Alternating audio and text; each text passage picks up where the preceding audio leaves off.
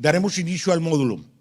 Nada más aclarando que las preguntas serán contestadas por los ponentes en la mesa redonda al final, la que será moderada por la doctora Santiago. De tal manera que ahí conoceremos los por qué sí, por qué no, cada una de las respuestas de estas preguntas. Daremos inicio al módulo con el tema actualidades en el síndrome ovario poliquístico. Entendamos o vemos como el ovario poliquístico una de las endocrinopatías más frecuentes presentadas en la mujer. Es una situación de alto nivel de consulta, de tal manera que tenemos que tener todos los ginecólogos un conocimiento vasto del ovario poliquístico, ya que es algo que es consulta de primera línea de cualquier ginecólogo. Vemos este programa que se realizó, que está muy hecho hacia el ginecólogo en general. No está hecho para el subespecialista de biología de la reproducción, porque la idea es que todos tengamos la oportunidad de manejar pacientes de este tipo y de lo que vamos a hablar ahorita en estos 4 temas, y de suma importancia para todos. Me es un honor presentar al ponente de esta temática, que es el doctor Eric Saucedo de la Llata. Él es médico cirujano y partero con la especialidad en ginecología y obstetricia por la Universidad Autónoma de San Luis Potosí. Subespecialista en medicina reproductiva en el Instituto para el Estudio de la Concepción Humana IESH Monterrey. Diplomado en investigación clínica en la Escuela Valenciana de Estudios para la Salud. Certificado europeo de cirugía endoscópica. 8º magíster en reproducción humana organizada por la Sociedad Española de la Fertilidad y la Universidad Complutense de Madrid. Jefe de enseñanza en el Centro de Ginecología y Obstetricia de Monterrey. Jefe de investigación clínica y coordinación del programa de donación ovular en el Instituto para el Estudio de la Concepción Humana IESH en Monterrey. Autor de múltiples artículos, siendo un experto en el tema de síndrome de ovario poliquístico. El doctor Saucedo, tenemos el gusto de conocerlo en su trayecto aquí en la etapa que estuvo en Monterrey, y tuvimos la oportunidad de convivir mucho con él en la organización de un congreso nacional en el que tuvimos el gusto de conocerlo bien. Muchas gracias, doctor Eric, y adelante con su presentación. ¿Me escuchan? Sí, se escucha. Bueno, buenas tardes por aquí, por España, buenos días por allá, por México. Primero que nada, quiero agradecer al comité organizador su invitación para poder participar en este evento. Me da mucho gusto, principalmente por 3 razones. La primera es poder compartir esto por haber recibido la invitación de Luis de la O, que bueno, pues es compañero mío desde hace mucho tiempo. Estuvimos en la misma facultad de medicina en San Luis Potosí, y bueno, pues me da mucho gusto volver a saber de ti, de él. La segunda razón, pues es por volver a participar en otro evento académico de mi país, de mi México. El tercero, pues es participar en un tema que, como ustedes podrán ver, me ha apasionado pues desde hace más de 20 años que yo llegué aquí a España. Iré un poquito rápido debido a que al parecer con el tiempo vamos justos.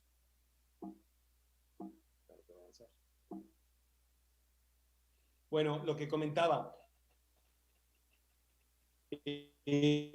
yo parto de San Luis Potosí,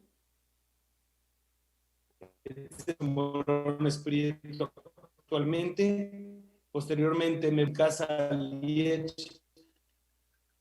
pasaba por enfrente del Seguro Social. Mucho gusto saber, conocer hoy que tengo gente de este hospital rotando en Clínica IMAR.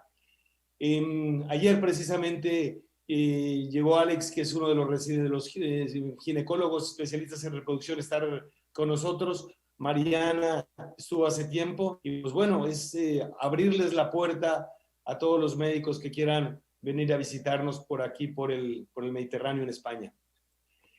Ir un poquillo rápido, lo he mencionado.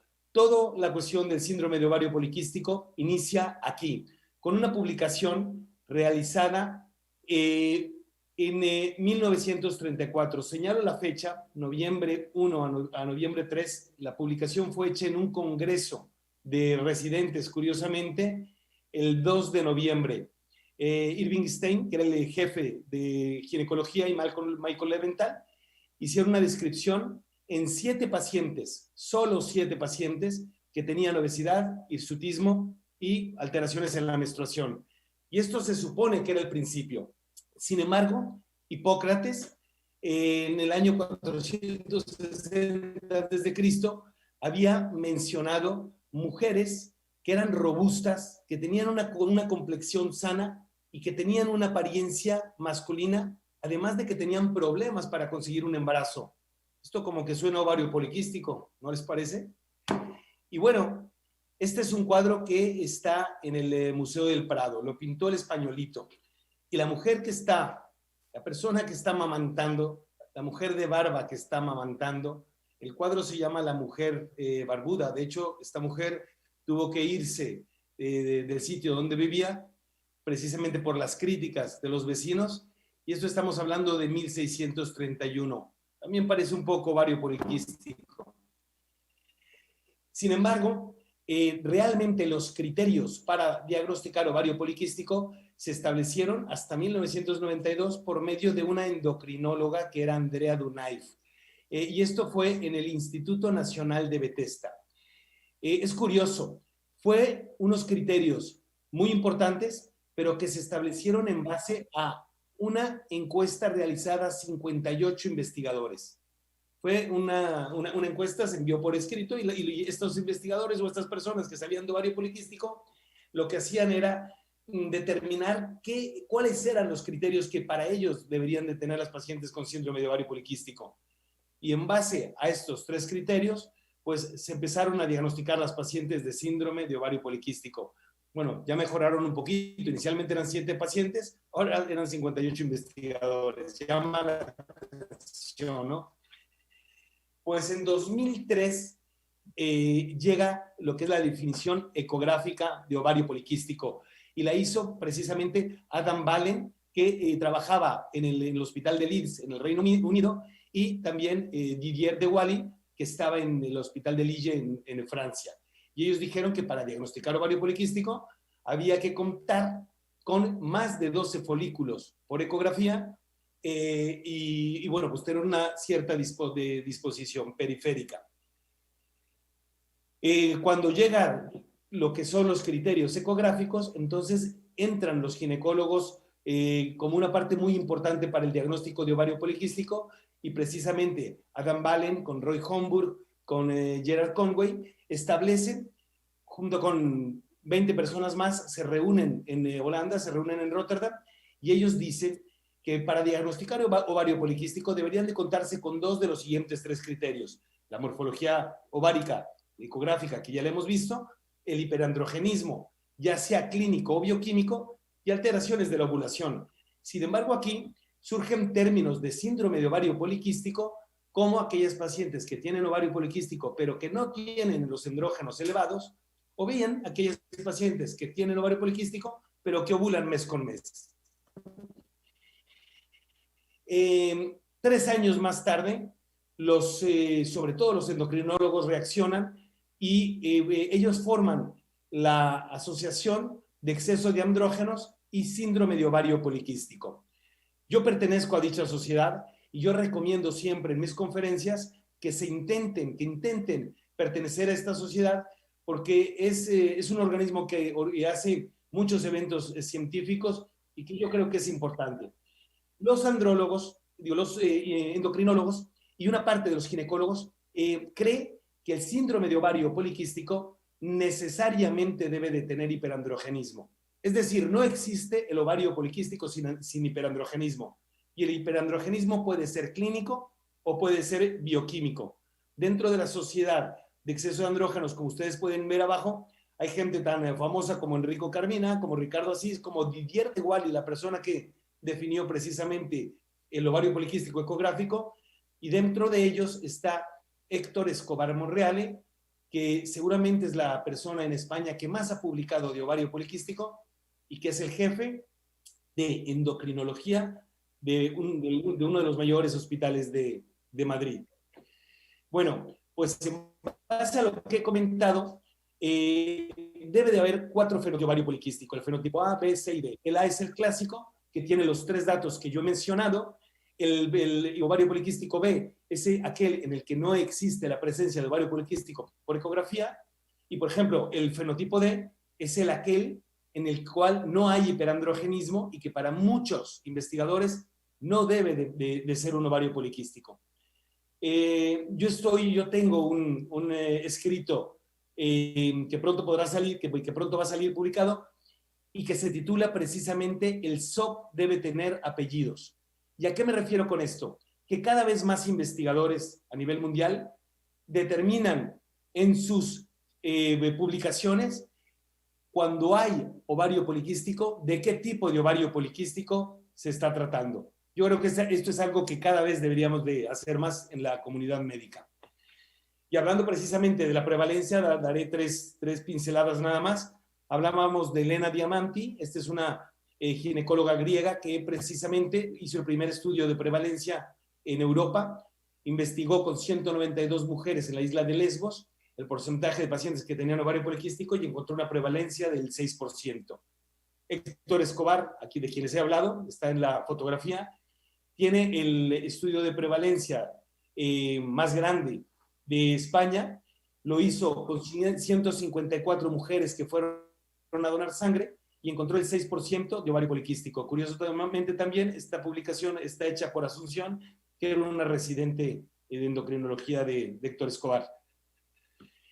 Nosotros realizamos en Murcia probablemente el estudio más importante en prevalencia en pacientes con esterilidad. 242 mujeres con esterilidad, encontrando que el 14% según los criterios del Instituto Nacional de Salud tenían ovario poliquístico, 30% según Rotterdam y 17% según la Sociedad de Exceso de Andrógenos. Fue una publicación precisamente hecha en Ginecología y Obstetricia de México. Y en esta publicación yo decía que probablemente estaba existiendo un aumento en la prevalencia. Y esa prevalencia no sabíamos si era real o bien era porque estábamos buscando más este diagnóstico. La prevalencia va a cambiar dependiendo del sitio del mundo en el cual lo estudiemos. Y por ejemplo, Ricardo Asís en Estados Unidos encontró una prevalencia del 6%. En México se ha dicho tradicionalmente que existen muchas mujeres con ovario poliquístico. Sin embargo, Carlos Morán encontró un 6%. Escobar encontró lo mismo, un 6%. Nosotros un 14%, pero este porcentaje es un sesgo porque es pacientes con esterilidad. Clayton, en Reino Unido, lo encontró en adolescentes. Hay que recordar que las adolescentes tienen con mayor frecuencia ovario poliquístico y que conforme se avance en el tiempo, el síndrome de ovario poliquístico va teniendo menor prevalencia. Lo que es una realidad es que el 8 al 12% de las mujeres en edad reproductiva van a tener esta patología. Por lo tanto, la consideramos la principal endocrinopatía, más allá que cualquier trastorno tiroideo. Cada vez deberíamos darle más importancia al síndrome de ovario poliquístico. Y es importante enseñar este artículo en el cual Stephen Franks, que lo tienen ahí arriba a la derecha, realizó un estudio genético y en el cual demostró que el síndrome de ovario poliquístico iba a variar su fenotipo dependiendo de la población en la que estábamos. Por ejemplo, en México se encuentra mucho más síndrome metabólico, mucho más resistencia a la insulina, comparado con las pacientes que, por ejemplo, encontramos en el Mediterráneo, que van a ser pacientes que tienen más hiperandrogenismo, más manifestaciones, por ejemplo, de acné. Stephen Franks, nosotros tuvimos el orgullo de tenerlo en nuestra clínica en IMAR, participando en un congreso. Es una excelente persona. Yo siempre que participe en conferencias recomiendo que lo escuchen. Le acaban de dar un premio honoris causa, precisamente la Sociedad de Ovario Poliquístico. Quédense con estas dos fotografías.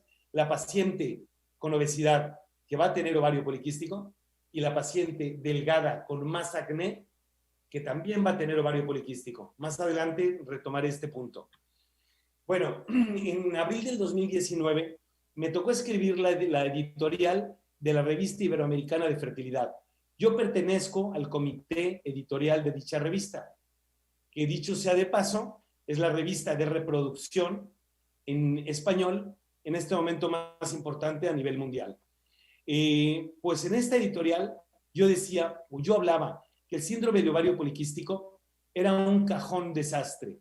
El cajón desastre es aquel cajón pequeño que los sastres guardan las cosas de manera desordenada.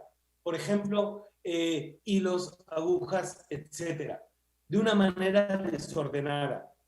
Yo consideraba que el síndrome de ovario poliquístico podía ser un ejemplo de un cajón desastre, porque se guardaban muchos síntomas, muchas manifestaciones, pero que no se había ordenado adecuadamente. Y que ese cajón desastre, si no lo organizábamos bien, podría llegar a ser un cajón desastre.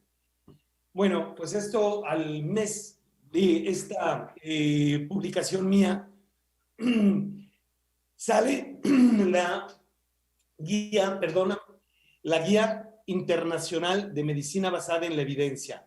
Fue publicada tanto en las principales revistas de reproducción, el Human Reproduction, la American Fertility, como en la endocrinología. Y estas guías, si se fijan, fueron realizadas por 37 sociedades internacionales, nada más, 37 sociedades internacionales.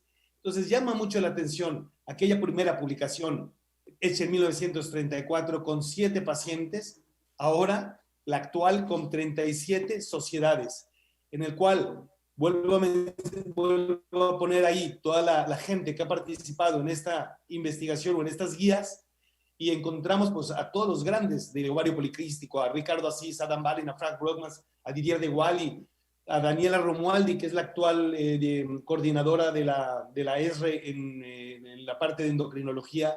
Han participado más de 3,000 profesionales de la salud para establecer estas guías. Y bueno, nuevamente tuve la gran ventaja de participar en la presentación de dichas guías, que fueron justo hace 3 años, en mayo de 2019. Perdón, gracias.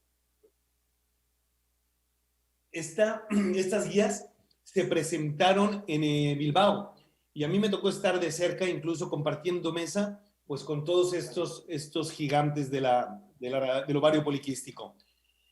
Bueno, y mi conferencia va, o lo que me queda de la conferencia, me voy a centrar básicamente en 5 puntos. Lo primero, actualizar la definición de ovario poliquístico. Segundo, que ya escuché que fue una de las preguntas que les han hecho. Segundo, analizar el concepto de hiperandrogenismo, valorar la hormona antimuleriana, analizar el valor de resistencia a la insulina. Si se fijan, son factores que ya se están interrogando o que ya se vienen estudiando desde hace mucho tiempo. Seguimos en una cárcel, por eso es esta diapositiva. Seguimos sin poder abrir esas puertas. Entonces, vamos a mencionar o voy a comentar lo que dicen las guías internacionales. Precisamente en relación a la definición de ovario poliquístico, me tocó a mí la conferencia en la cual estuvieron Adam Ballen y Didier de Wally, las personas que definieron el ovario poliquístico por ecografía con 12 folículos, que lo tienen a la derecha, y con una cruz, donde ya estos parámetros son totalmente obsoletos. Ya no debemos de determinar ovario poliquístico con los 12 folículos y con la imagen característica en collar de perlas. Hoy en día se debe de contar, vi que mencionaron las preguntas, más de 15. En realidad no son 15, son más de 20 folículos por ovario, según Didier de Wally. Segunda definición, la persona que está ahí en la fotografía conmigo es Adam Balin. Adam Balin me tocó escucharlo hablar precisamente del hiperandrogenismo. Hoy en día, en relación a todas las clínicas que hay de depilación, el otro día vi que en Murcia, cuando menos en mi ciudad, donde vivo, hay el triple de clínicas de depilación que bancos, por ejemplo. Hoy en día es muy normal encontrarse que todas las mujeres van depiladas. Por lo tanto, la escala de Ferryman-Gallwey debería de estar obsoleta. Esto es algo que ya deberíamos de tomarlo en cuenta y de dejarla por un lado.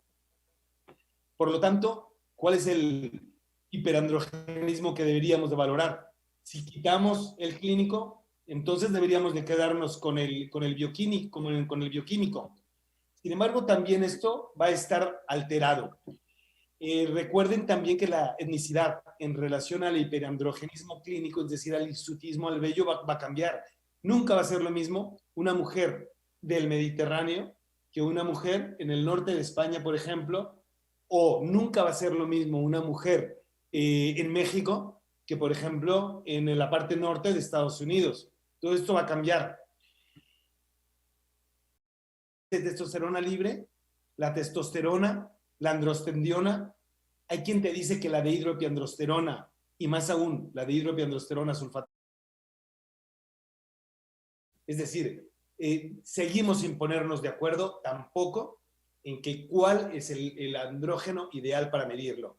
Insisto, a pesar de que la mayoría de las guías digan que es el índice de testosterona libre. Tercero, la hormona antimuleriana.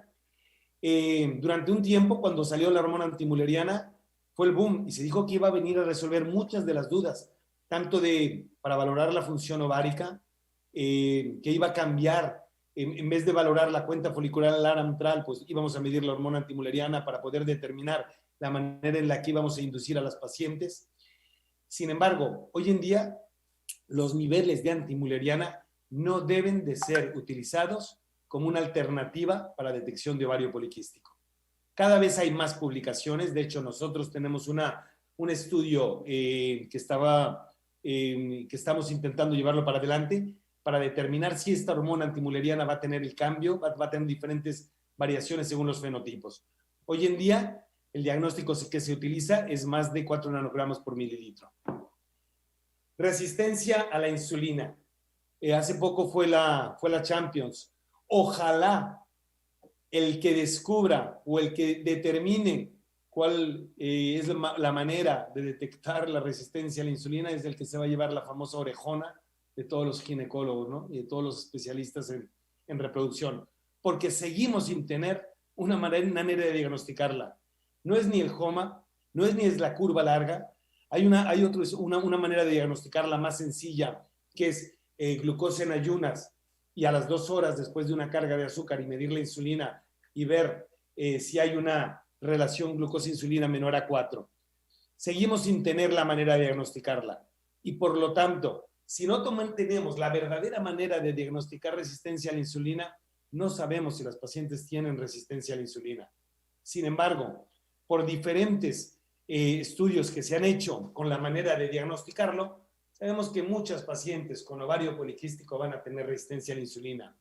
95% en las obesas y 75% en las mujeres delgadas. Si uno se mete en internet, va a encontrar un montón de libros de nutriólogos y de artículos hablando de las dietas milagro para disminuir la resistencia a la insulina, mejorar el ovario poliquístico. Pero insisto, esto es un punto que tenemos pendientes todavía y no sé hasta cuándo seguiremos sin tener la manera ideal para diagnosticar la resistencia a la insulina. Me dio mucho gusto también escuchar que una de las preguntas hablaban de la FSH y la LH como un criterio de diagnóstico. Fue una de las preguntas que les han hecho.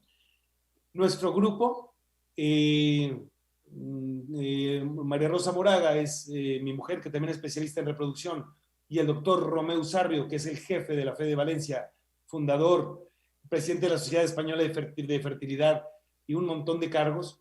Nosotros hicimos un artículo muy interesante que se publicó en Ginecología Obstetricia en 2016.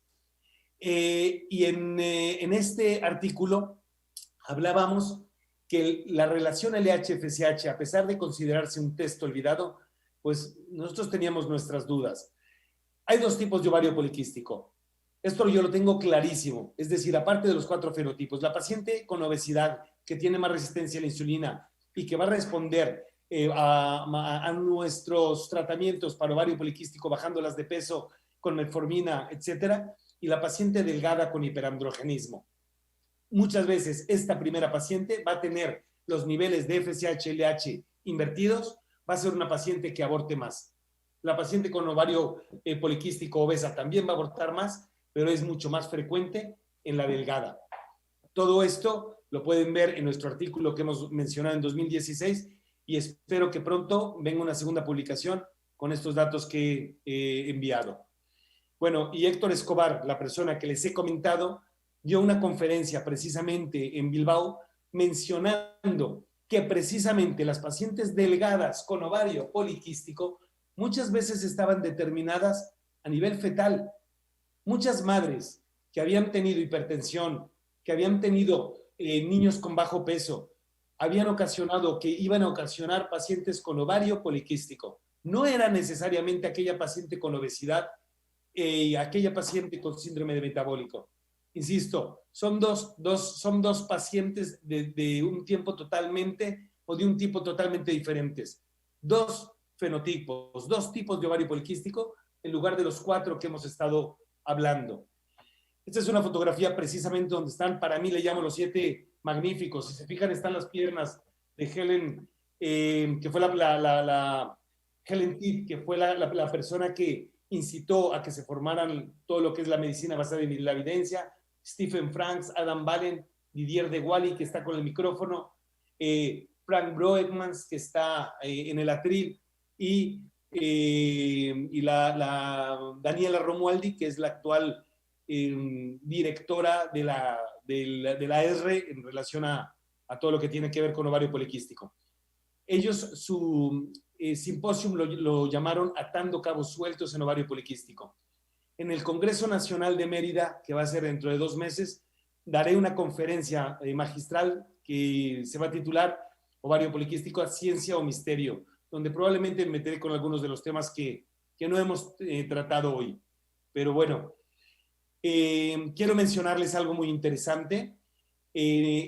Estamos actualmente, IMAR está encabezando la realización de un libro de ovario poliquístico en el cual van a participar 45 clínicas, muchas clínicas en España, más de 20, muchas clínicas en Latinoamérica. Luis de la O precisamente participa en uno de los capítulos, Víctor Batiza de Monterrey participa en otro de los capítulos, Jorge Michel de Guadalajara participa también. Es un libro dedicado a pacientes que tienen ovario poliquístico. Creo que vale la pena que estén al tanto, que estén al pendiente de esto, porque nunca se había hecho un libro con estas características. Este es un primer libro que sacamos nosotros, precisamente la del Grupo EIRE, las 15, ahora 20 clínicas de reproducción en España. Es algo similar. Es un libro de reproducción dedicado a pacientes y con preguntas muy simples o datos muy comunes que nos hacen las pacientes acerca de la estimulación, de la transferencia, etcétera. Está disponible en Amazon, acaba de salir hace menos de 15 días.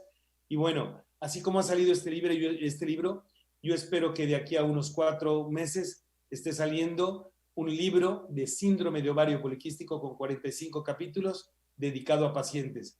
Pero cualquier ginecólogo y cualquier especialista de reproducción que lo lea verá que encuentra mucha información muy interesante.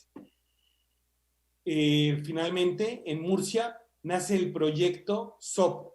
Proyecto SOP, este es lo he sacado de una noticia que salió en el periódico, donde precisamente este proyecto SOP nace para visibilizar el síndrome de ovario poliquístico, darle importancia a ese 8 a 12% de las mujeres que tienen este problema.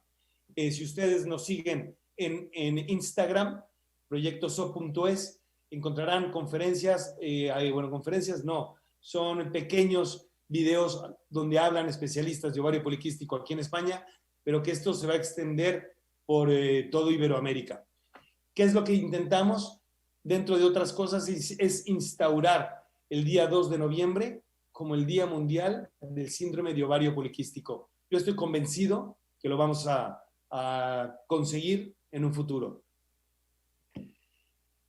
termino la conferencia hablando de estas conclusiones. Sigo creyendo que el ovario poliquístico aún es un cajón desastre, pero que cada vez se está organizando más y que además se está organizando como muy pocas patologías a nivel mundial. Y esto lo hablo en relación precisamente a las normas que se dieron, donde han participado tantas personas, más de 3,000 médicos para establecer las normas. Existen nuevos criterios diagnósticos, tanto ecográficos como hiperandrogenismo, y hay que determinar cuál va a ser el papel de la hormona antimülleriana. Sin embargo, ojo, no hay que olvidar los viejos criterios. El índice FSH-LH, yo no sé si va a volver a cobrar importancia. La resistencia a la insulina, es esencial trabajar con la manera ideal para diagnosticarla, y sin embargo, creo que cada profesional, que cada ginecólogo, no nada más cada especialista en reproducción, cada ginecólogo que debería de pedir las pruebas que tienen a mano para ver si estas pacientes tienen resistencia a la insulina, porque va a cambiar totalmente la manera de tratarlas. Y esto lo hablaremos en la conferencia en México, en Mérida. Es muy importante tomar en cuenta el origen del ovario poliquístico. No nada más en la obesidad. Hay muchos factores a nivel embarazo en las madres de las pacientes. Y es importante seguir haciendo estudios de prevalencia. Finalmente, pido que tomen importancia al proyecto SOP, al cual no nada más yo, diferentes personas que están participando en conferencias a nivel internacional, están hablando de proyecto SOP. Muchas gracias.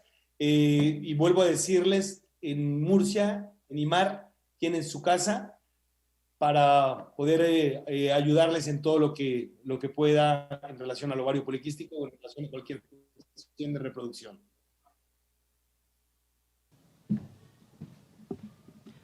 Buenos días. Agradecemos al doctor Saucedo de la Yata por su magnífica ponencia.